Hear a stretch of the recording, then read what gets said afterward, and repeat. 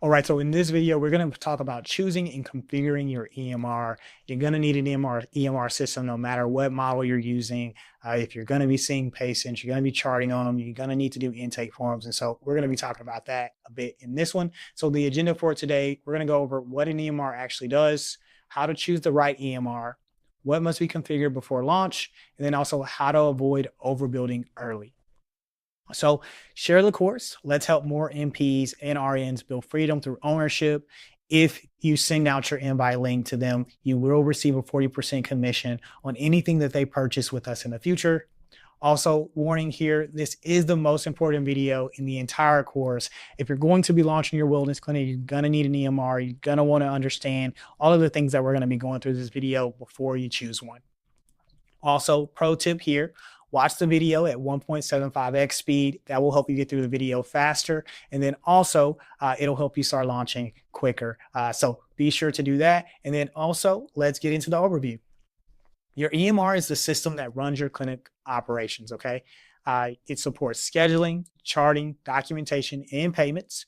You do not need an advanced EMR to launch successfully. And the goal is to be operational, compliant, and efficient. Always. So how to choose the right EMR. Choose an EMR that supports your specific services and clinic model.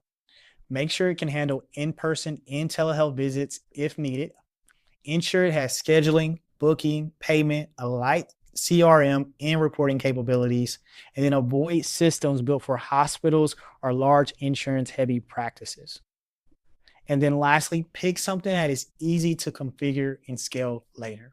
Okay, so as far as your EMR goes, you definitely want to get something that's aligned to what you do.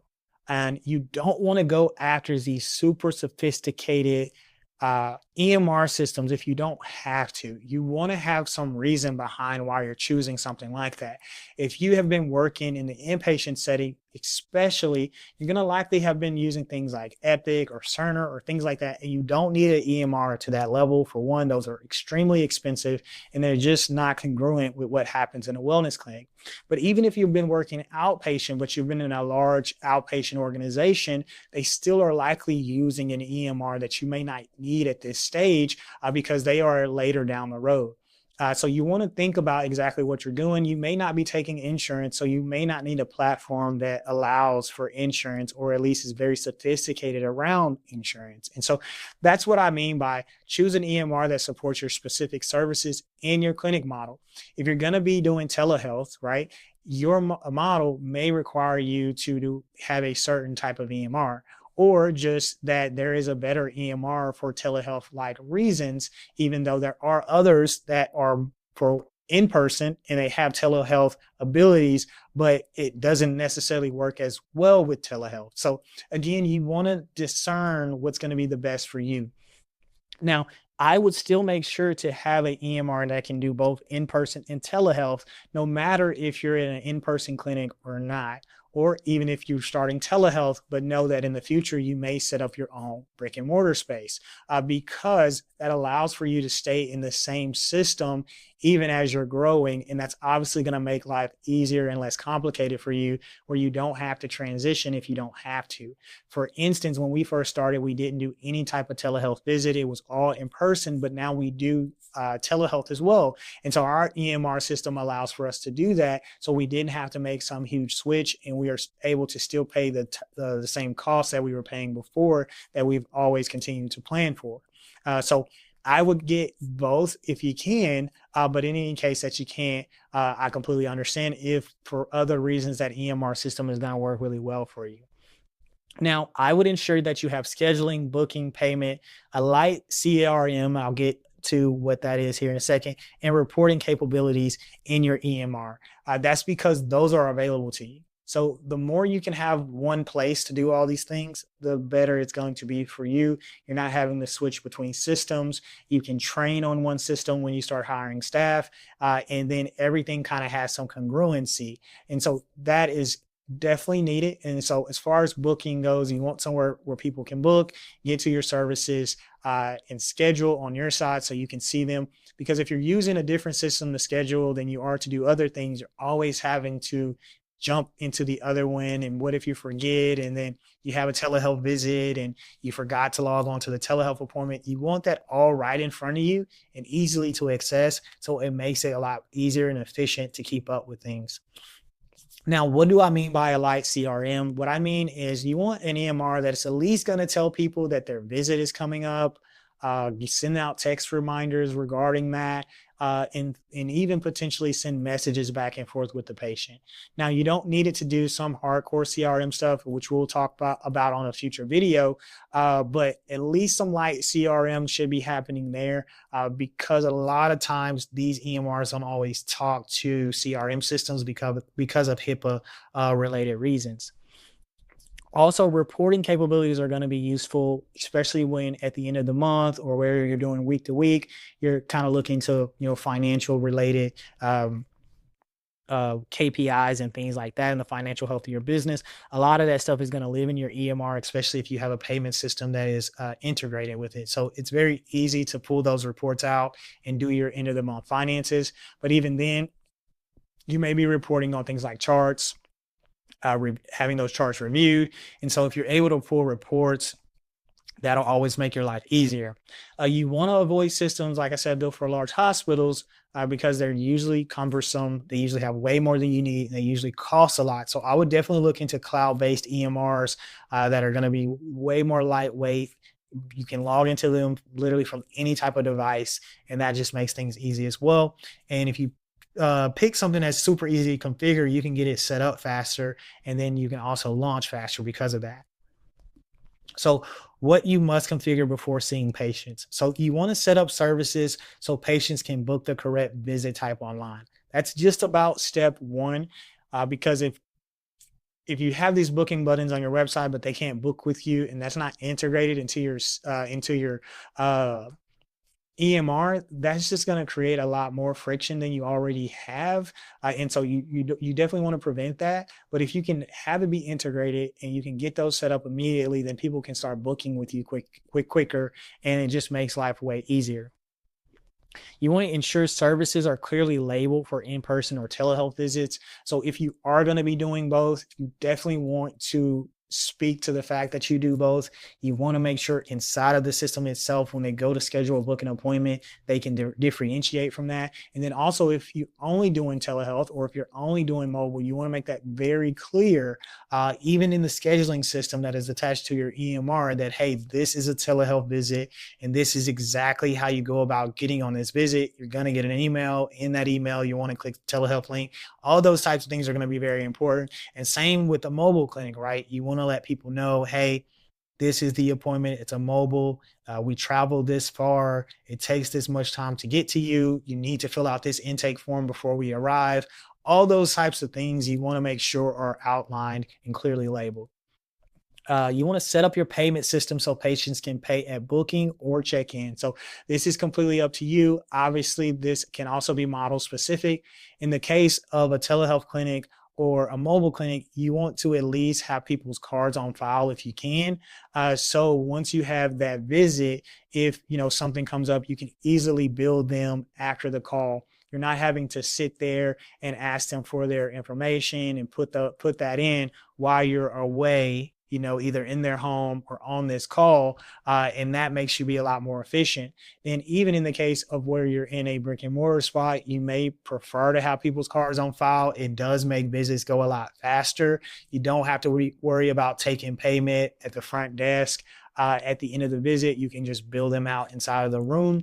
But also you can have it to where you bill them at check-in or check-out. In our case, we bill people at check-out. We like to provide the service first and then have them pay.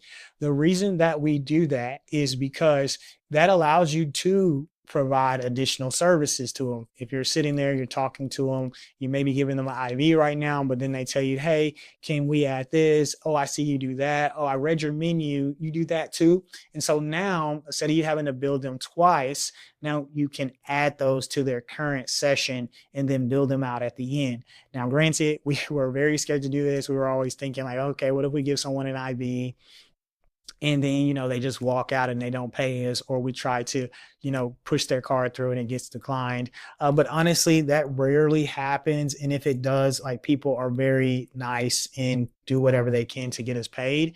In the very, very few times that's ever happened. So that's what we do, and so you can operate your business how you feel most comfortable. And so that is one point. But another thing to say about that too is, let's say you charge someone for an IV drip. They come into the clinic, they're highly dehydrated. It's very hard to find a vein for one reason or another, and you're unable to get the IV drip on them.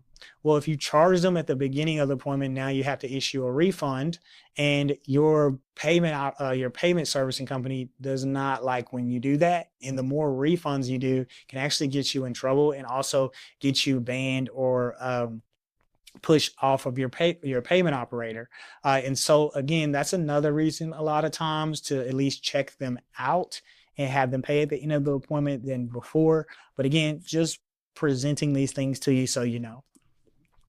The other thing you want to do is confirm intake forms trigger automatically before visits, or are easy to complete upon arrival. And so again, throughout every model is only going to make things more efficient if they are able to fill the intake form out before the patient actually comes in, or you actually visit them at home, or you get on the appointment or call with them. Therefore, you can always get a well-rounded understanding of if they're going to be eligible or not for the service that you will be providing before you provide it, and maybe even well before you provide it. I mean, just think about a situation where someone's ineligible, but you're doing a mobile clinic and you travel, 25, 30 minutes to them, and only to realize that they're not eligible for whatever you travel for. Now you just wasted gas and your time doing that, and potentially even a patient slot. Or if you're on the telehealth appointment, you're not having to necessarily determine if they're eligible on the call. Now, granted, I'm not telling you how to do clinical operations because I am not a clinician, but what I am saying is it's always better to have that information before the call so you can structure the call in such a way that it is most advantageous for your clinical workflow, but also for the patient themselves. So clinical access and chart review. So you want to be able to build out charting templates for each service that you offer. You want to ensure the documentation aligns with your clinical protocols. You want to provide your medical director access to review charts when they're required, right? So if you're able to give them access early on, they don't have to hound you to get them access, and they can review charts throughout the month as it aligns with their schedule, instead of, like I said, having to do it or go around you in order to do so. You want chart review workflows to be very clear and easy to follow, especially when you start bringing on extra staff. You want to use an EMR system that is easy to teach and easy to show exactly how everything works and happens. You don't want an overly complicated system. Plan for insurance or cash pay use. So confirm whether your EMR supports insurance billing if you plan to use it. So especially if you're a nurse practitioner, you're wanting to do primary care services and you want to take insurance, you want to make sure that your EMR can support that. Or if it can't support that, what other type of system you may need to have in order to do that. You also want to make sure, if you're a cash pay clinic, and that you don't get full insurance configuration at launch. Some of these EMR systems or companies will allow you to do add-ons. And if you're adding a lot of these things on and you don't truly need them early on, that can make your costs be higher for your EMR. And also, I've said it multiple times, where you start doesn't have to be where you finish. So you may get a more sophisticated EMR later down the road when you look to add things like insurance. I will say about us, we're still a private pay clinic. We've been a private pay or cash pay clinic the whole time. And we've been able to, grow to over $500,000 in revenue in that period of time. And so just, keep that in mind, that you don't have to take insurance if you don't want to. Your business can still be highly successful. But in any case that you do decide to, obviously you want to make sure your EMR is configured that way. Or if you start cash pay and then get insurance later, that's also a viable option. And that's something that we're likely going to do here within the next 6 months to a year. So choose flexibility over complexity early on. You want to choose the path of least resistance if you can. This will get you launched faster. This will make sure that you can ramp up quicker, and you can also spend less money. So some key takeaways here: your EMR should support booking, payments, and documentation seamlessly. Configure only what is required to see patients safely and legally. And medical director access and chart review should be built in early on. That's only going to make the oversight part easy. And you want to keep your medical director happy. And the easier their life is, again, the less you have to pay them. So if you enjoyed this course, please let me know. I love to hear your feedback. I want to make sure this is helpful for you. If you need help, you can definitely book a call with me. The ways that we can help in the way of EMR, we have our preferred EMR. We actually can show you how to set that up, help you set it up, also provide you with the chart, intake forms, and consent forms that need to go in there, as well as upload those for you.